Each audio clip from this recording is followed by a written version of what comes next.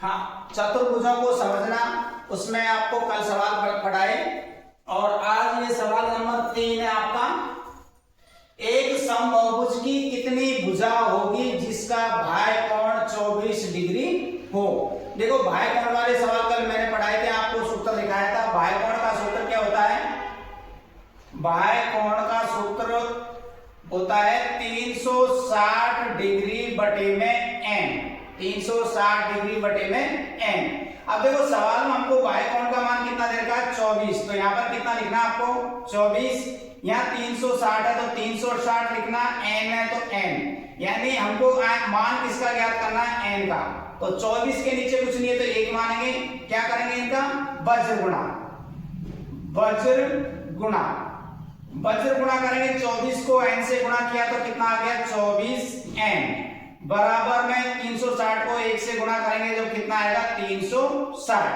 हमको मान यहाँ n का ज्ञात करना है तो n बराबर हो गया 360 बटे में 24। 360 बटे में 24। देखो अगर आपका 24 का भाग आता है, अगर टेबल आती है, पढ़ने आते हैं तो 24 का आप डायरेक्ट भाग दे सकते हो। नहीं आता है तो आप छोटे भाग दे दो। 6 का भाग दिया मैंने इसमें 4 बार, 6 का भाग दिया मैंने इसमें 36 0 60। तो कितने आ गए?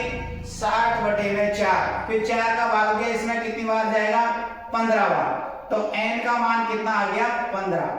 यानी उस बहुभुज कितनी भुजाएं होगी? 15 भुजाएं। यही पूछा हमसे, बहुभुज में कितनी भुजा होगी जिसका बाह्य कोण 24 डिग्री हो। तो उसमें कितनी भुजा आएगी? 15 भुजा आएगी। कितनी भुजा आएगी? 15। अब देखो इसका अगला सवाल, सवाल नंबर 4। सवाल नंबर 4 में है एक समबाहुभुज की भुजाओं की संख्या ज्ञात कीजिए। समबाहुभुज की भुजाओं की संख्या ज्ञात कीजिए जिसका अंतः कोण, जिसका प्रत्येक अंतः कोण, अब इसमें आपको दिया है अंतः कोण। क्या दिया है? अंतः कोण। अंतः कोण का मान दिया है आपको 165 डिग्री। 165 डिग्री अंतः कोण का मान। अब पहले वाले सवालों में हमने पढ़ा था बाह्य कोण का, अब इस वाले सवाल में दिया है हमको अंतः कोण का। देखो अंतः कोण का सूत्र क्या होता है? अंतः कोण, अंतः कोण का सूत्र होता है n-2 गुणा 180 बटे में n। ये आपका अंतः कोण का सूत्र है, याद रखना। बाह्य कोण का सूत्र होता है 360 बटे में n और अंतः कोण का होता है n-2 गुणा 180 बटे में n-2 गुणा 180 बटे में n। अब अंतः कोण का मान 165 दे रखा, तो अंतः कोण की जगह हमको यहां लिखना है 165 बराबर n-2 गुणा 180 बटे में n। इसके नीचे कुछ भी नहीं है, एक मान लिया। क्या करेंगे यहाँ पर? वज्र गुणा। वज्र गुणा करो। 165 को n से गुणा करेंगे जब ये आएगा 165n बराबर। अब देखो ये दोनों संख्या कोष्टक के अंदर है तो 180 को n से गुणा करना है तो ये आ जाएगा 180n। चिन्ह माइनस है तो माइनस, 180 को 2 से गुणा करेंगे जब आएगा 360। अब ये 360 माइनस का इसका पक्षांतरण इधर कर लेते हैं, 165 का पक्षांतरण इधर कर लेते हैं। क्या करना है यहाँ पर? पक्षांतरण। पक्षांतरण तो 360 या माइनस का तो इधर आके क्या हो जाएगा? प्लस में बराबर 180 यहाँ पहले से ही था 180n, 165n इधर की तरफ आएगा तो ये हो जाएगा 165 माइनस के, 165 माइनस के। तो 360 बराबर 180 में से कितने घटाने हमको? 165। 165 देखो घटा के देखो, 180 और 165 कितने बचे? 5 15। कितने बचे? 15n। हमको मान किसका ज्ञात करना है? n का। तो ये हो गया 360 बटे में 15। यानी हमको 360 में किसका भाग देना है? 15 का। डायरेक्ट अगर आपको 15 का पहाड़ा याद है तो 15 का भाग दे सकते हो, छोटी संख्या का भी आप भाग दे सकते हो। देखो मैंने भाग दिया इसका 15 का भाग दिया मैंने 15 एकम 15, 15 दूनी 30, 6 बचे, ऊपर से 0 ताली 60 हो गए, 15 चौकू 60। तो यहाँ पर कितना आ गया? n का मान 24। तो कितनी भुजा होगी? 24 भुजा होगी। ये है आपका अंतः कोण का मान ज्ञात, अंतः कोण का मान दे रखा है, भुजा निकालनी है, तो ये वाला सूत्र आपको याद रखना है। अंतः कोण का सूत्र ये होता है, अंतः कोण बराबर n-2 गुणा 180 बटे में n।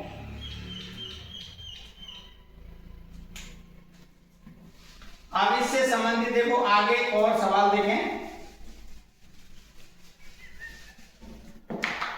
क्या ऐसा बहुभुज संभव है जिसके प्रत्येक बाह्य कोण की माप 22 हो? देखो बाह्य कोण का माप दे रखिए, बाह्य कोण का मान दे रखा है इसने 24, और हमसे ये पूछा है कि क्या ऐसा बहुभुज संभव है जिसका बाह्य कोण कितना हो? 24 हो। तो देखो अब सबसे पहले हमको संख्या ज्ञात करनी है बहुभुज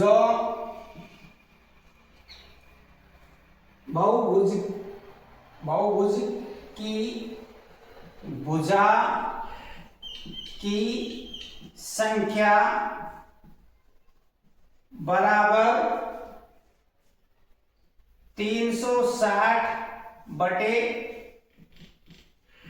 बाह्य कोण। बहुभुज n का मान ज्ञात करना है, तो देखो 360 का तो 360 और बटे में कितना है 24।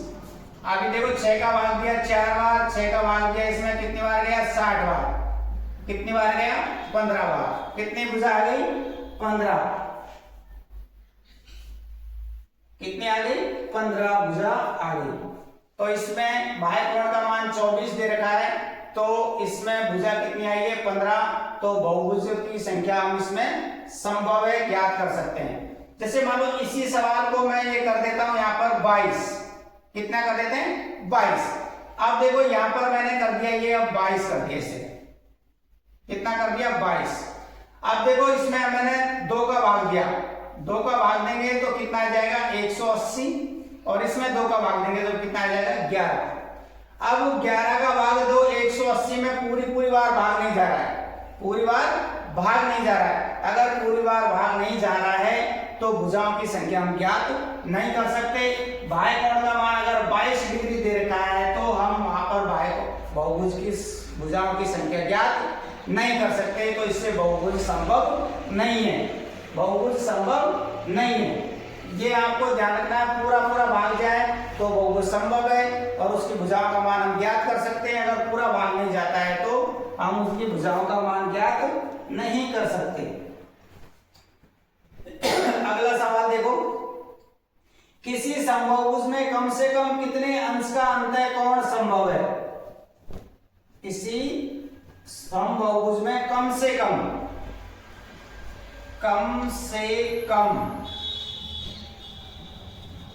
कितने अंश का कोण संभव है?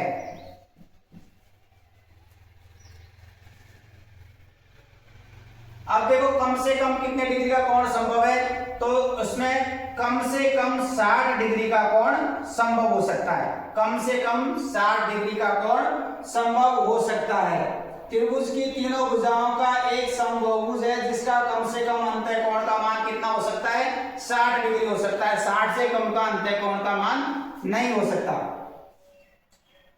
क्योंकि समबाहुभुज के प्रत्येक अंतः कोण का न्यूनतम माप 60 होता है। समबाहुभुज के अंतः कोण, समबाहुभुज के अंतः कोण का मान 60 डिग्री, कम से कम कितना होता है 60 डिग्री का न्यूनतम मान होता है। और अगर देखो कम से कम यानी न्यूनतम मान कितने डिग्री का हो सकता है 60 डिग्री का। अगर आपसे ये पूछे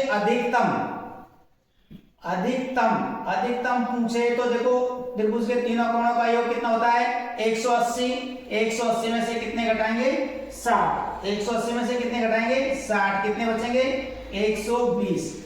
यानी समबाहुभुज के अंतः कोण का न्यूनतम मान तो कितने डिग्री का हो सकता है 60 डिग्री का, और अधिकतम कितने डिग्री का हो सकता है 120 डिग्री का। ठीक है, ये हो गया आपकी ये प्रश्नावली 3.2 पूरी।